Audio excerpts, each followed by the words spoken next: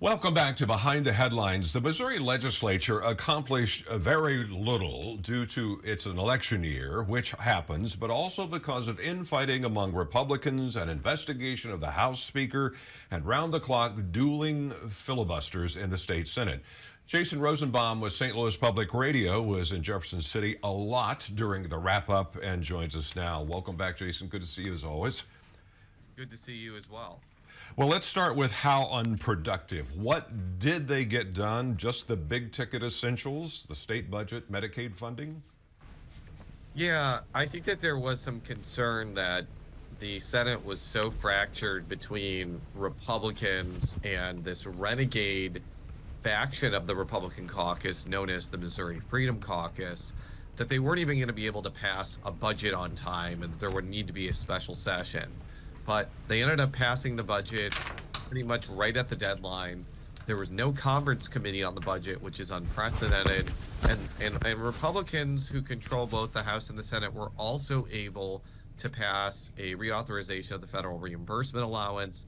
And that, as you mentioned, is a critical tax that helps fund the state's Medicaid program. But it was a very unproductive session other than that. There were some other bills dealing with crime and a fix to the senior property tax freeze that passed last year, but a lot of Republican priorities fell by the wayside thanks to what I would classify as a mixture of GOP infighting and Democratic filibustering. So did the five ultra-conservative Senate Republicans who call themselves the Freedom Caucus do considerable damage to party unity, or at least the public perception the General Assembly is getting somewhat dysfunctional? I certainly don't think that the fight between the two Republican factions helped create a picture to the public that the Republicans are unified on basically anything. I think so let me take a step back. Ever since the Republicans took over the Missouri legislature in the 2000s, there's always been disagreements among the House and the Senate Republican caucuses. I think the difference between now and then is that the leaders were much more deft at marginalizing troublemakers, but also finding something for them to do to where they wouldn't disrupt the whole process. I don't think that that really is the case anymore, partially because I think part of the Freedom Caucus's goals are to disrupt the process so much that they move the Senate in such a right-wing direction that it may even be too much for some Republicans to handle. But I also just think that it's really a lot of personality clashes. The Senate is renowned for having members who are stubborn and independent because of the fact that there is a strong filibuster in Missouri. One senator or five senators especially can do a lot of damage to the process.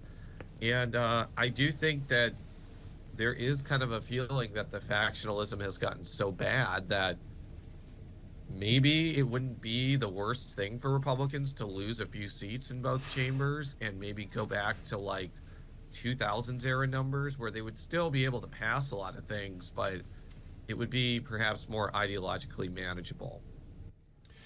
What impact would restoring abortion rights, if it passes or if it doesn't in November, have on future agendas in the legislature? I think it would be pretty monumental. And I am prone to hyperbole both on these appearances and elsewhere, but I would say that if that abortion legalization measure passes, it will be by far the biggest Republican policy defeat in modern history. Now, you could make an argument that implementing Medicaid expansion was a more impactful policy just because it affects hundreds of thousands of people. But Republicans have built their majority since the 2000s primarily from consolidating their hold on socially conservative voters. And I think that they've been able to grow because they've been able to show results, especially when it comes to restricting abortion. First through some incremental changes in the 2000s and the 2010s, and then by basically banning the procedure outright after 2022. This constitutional amendment will erase all of that progress, and it'll be almost impossible for the legislature to reinstate anything they've passed over the last 20 to 30 years.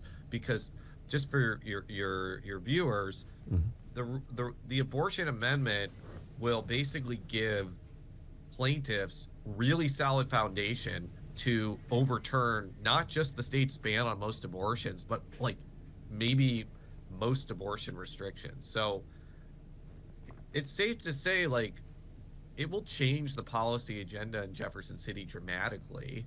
It will probably take abortion off the table as something that the legislature can really legislate over for the foreseeable future.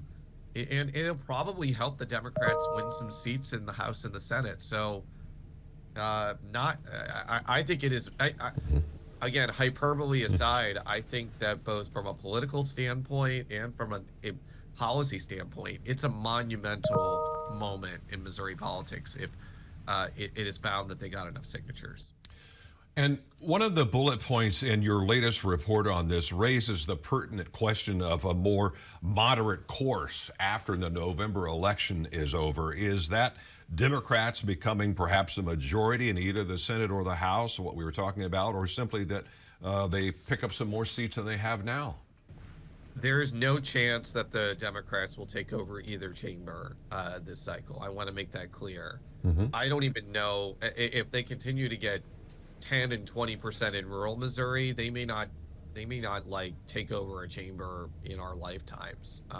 Again, this is hyperbole hour on KY3. Like, no, they are not going to take over either chamber. But I think that the reason why it's not out of the question that there could be a more moderate temperament in the legislature is, depending on how things happen, especially in Senate elections, if the Democrats have anywhere from 11 to 12 senators, then they're going to be even more impactful in the policy process now when they only had 9. I mean, we've already kind of established that senators have a lot of power to change the agenda and shape the agenda. So I think that that's certainly a possibility. Same with the House. I will just say, though, that having covered the legislature in the 2000s when there was a Republican governor, and when Democrats had, I believe, 13 or 14 senators, and they had up to a point like 70 House members, I do think one danger for Democrats is if they start rising, like in numbers, Republicans may see Democrats as the true enemy, as they did in the 2000s, and not give them many opportunities to affect the process.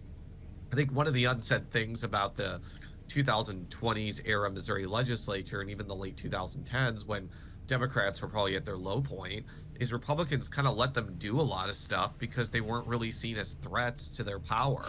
And I think that if you get to a point where that changes, you may actually see less factionalism on the Republican side and a more united front against the Democrats. And that will be especially the case if there's a Democrat who gets elected governor. So I would guess, though, that it's probably the first option, that maybe if there's more Democrats and a Republican governor, there may be more of a sense to try to moderate things.